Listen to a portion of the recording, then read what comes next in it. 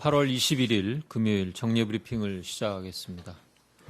8월 20일 0시 기준 국내 발생 신규 환자는 315명입니다. 이는 지난 2월과 3월 대구 집단 감염 이후 처음 300명을 넘어선 것으로 매우 엄중한 상황입니다. 서울 125명, 경기 102명, 인천 17명 등 신규 환자는 수도권에서 총 244명으로 환자의 4분의 3은 수도권에서 발생하고 있으며 나머지 71명의 환자는 수도권 이외 지역에서 발생하고 있습니다. 사랑제일교회 교인들과 광화문 집회 참석자들이 전국 각 지역에서 환자로 확진됨에 따라 환자 발생 지역과 발생 건수도 증가하고 있는 상황입니다.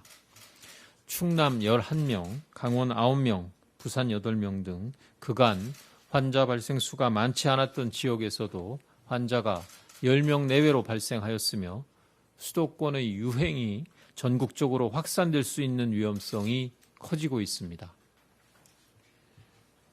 서울 사랑제일교회와 관련한 상황을 말씀드리겠습니다. 8월 20일 18시 기준으로 총 3,415명을 검사하였고 이 가운데 확진자는 총 739명입니다.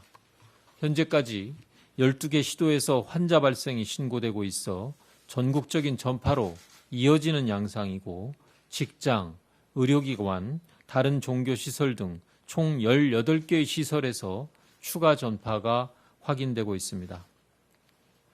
보다 정확한 사랑제일교회의 교인 명단을 확보하기 위해 중앙사고수습본부와 중앙방역대책본부는 어제와 오늘 아침 서울시 경찰청과 합동으로 사랑제일교회에 대한 추가 역학조사를 실시했으나 교회 측의 비협조로 추가적인 자료는 확보할 수 없었습니다. 사랑제일교회 관계자들을 고발 조치하였고 수사기관에 압수수색 등을 통해서 자료 확보를 추진할 계획입니다.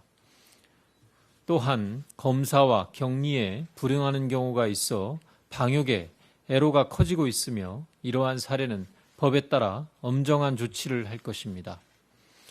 역학조사 방해 등의 경우에는 지자체가 손해배상 청구 등도 적극 시행할 것입니다.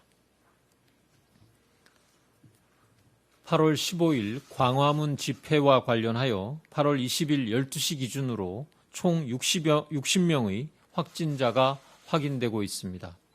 정부는 집회 참석자를 파악하기 위해 행사 주최 측에 참가단체 명단을 요청하는 한편 전세버스 운전자 명단을 확보하는 등 노력하고 있습니다.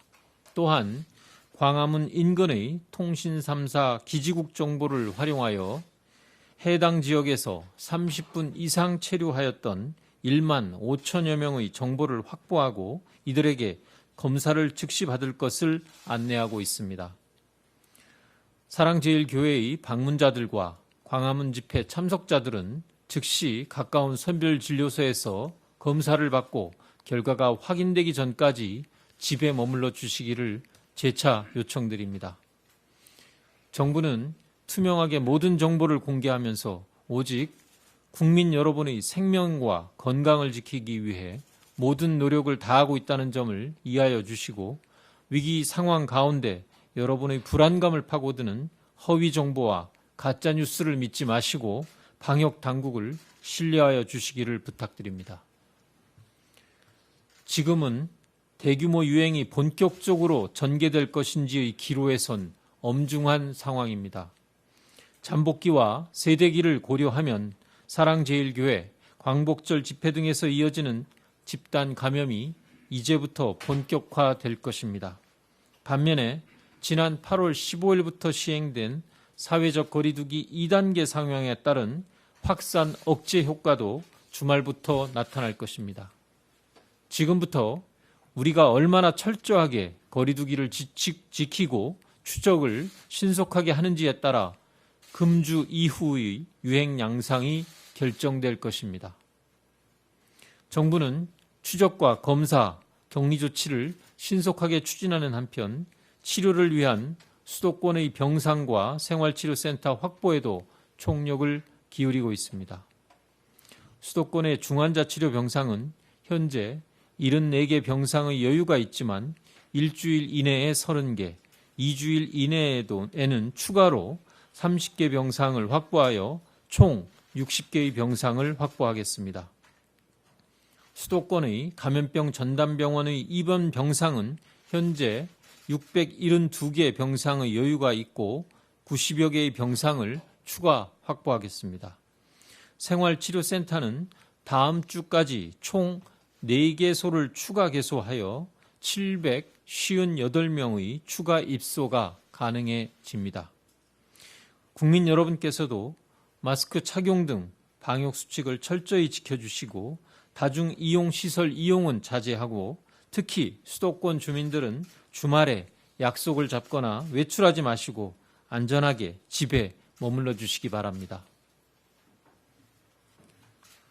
다음으로 수도권의 사회적 거리두기 강화에 따른 후속 조치에 대하여 말씀드리겠습니다. 먼저 수도권 교회에 비대면 예배만 허용됨에 따라 이를 위한 기술적 인프라를 갖추는데 중소교회들이 어려움을 겪고 있는 것으로 알고 있습니다. 이에 따라 과학기술정보통신부와 문화체육관광부는 각 교회의 비대면 예배가 원활히 이루어질 수 있도록 카카오 TV 등 방송 플랫폼 이용 방법을 전용 콜센터를 통해서 안내하는 한편 이동통신 1회선에 대하여 총 50기가 데이터를 무료로 지원할 계획입니다. 이러한 지원은 바로 이번 주말부터 개시하며 앞으로 2달 동안 지원할 예정입니다.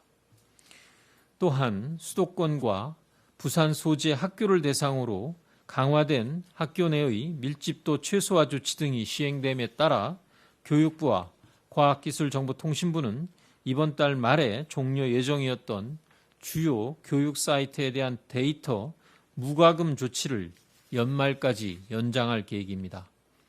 이에 따라 EBS, e학습터, 디지털 교과서 등의 사이트에 대해 모든 학생들이 연말까지 데이터 요금의 부담 없이 이용할 수 있게 됩니다. 결혼식을 취소 또는 연기하는 데 있어서 위약금 분쟁과 관련하여서도 조정 방안을 마련하고 있습니다. 공정거래위원회는 지난 18일 한국예식업중앙회에 소비자가 위약금 없이 결혼식 날짜를 연기하고 최소 보증 인원을 조정하도록 협조 요청하였습니다. 한국예식업중앙회는 이를 수용하여 결혼식 예정일부터 최대 6개월까지 위약금 없이 결혼식을 연기할 수 있도록 하는 한편 예정대로 결혼식을 진행할 경우 최소 보증 인원을 기존보다 줄이는 방향으로 조정할 계획입니다. 분쟁 조정에 적극적으로 협조하여 주신 한국예식업중앙회에 깊은 감사의 말씀을 전합니다. 예식업중앙회 회원이 아닌 예식업체에 대해서는 예식업중앙회 수용안에 준하는 방안을 시행하도록 공정거래위원회가 강력 권고하고 업계의 자율시행을 위하여 모범 사례를 홍보할 계획입니다. 앞으로도 코로나19 방역 조치로 인한 변화가 국민의 일상과 기업활동 모두에 계속 큰 영향을 줄 것으로 예상되는 만큼 업계, 소비자단체 등과 협의를 바탕으로 감염병 발생에 따른 위험 수준을 고려한 위약금 면책과 감경 기준을 마련하고 소비자 분쟁 해결 기준과 표준 약관에 반영할 계획입니다. 다음으로 전공의 집단 휴업과 관련하여 말씀드리겠습니다. 오늘 전공의 협의회가 집단 휴업을 강행함에 따라 국민들께 걱정과 불편을 끼쳐드리게 되어 진심으로 송구한 마음입니다. 그동안 정부는 여러 가지 가능성을 열어두고 대화를 할 것을 거듭 요청하였으며 코로나19의 엄정한 상황과 국민의 안전을 위하여 정부는 정책 추진을, 의사들은 집단 행동을 각각 유보하고 모든 가능성을 열어두고 함께 협의를 하자는 방안을 제시한 바 있습니다. 그럼에도 불구하고 의사협회와 전공의 협의회는 정책의 전면 철회를 고수하며 집단 휴업을 결정한 것은 매우 유감스럽습니다. 특히 코로나19가 수도권을 중심으로 급속히 확산되고 있는 엄중한 상황 속에서 국민의 생명과 안전을 담보로 한 집단 휴업을 강행하는 것은 그 어떤 이유로도 정당화하기 어렵습니다. 정부는 국민의 건강과 생명을 보호하기 위하여 집단 휴업 상황을 철저히 모니터링하고 법과 원칙에 따라 엄정하게 대응해 나가겠습니다. 정부는 집단 휴업으로 인한 국민들의 불편이 최소화되도록 최대한 준비하겠습니다. 병원별로 다르겠으나 일부에서는 진료 대기 시간이 다소 길어지고 수술 일정이 변경되는 일이 발생할 수 있으므로 응급실이나 대형병원 등에는 응급, 중증 환자가 진료를 받을 수 있도록 경증 질환을 가지신 분들은 이용을 자제해 주실 것을 부탁드립니다. 지금이라도 코로나19의 엄중함을 인식하고 한시라도 빨리 치료를 받아야 하는 환자들에게 억울한 피해가 발생하지 않도록 집단행동 중단을 강력히 촉구합니다. 지금은 코로나19의 극복이 우선이며 이를 위해 국민, 의료계, 정부가 힘을 모아야 할 때입니다.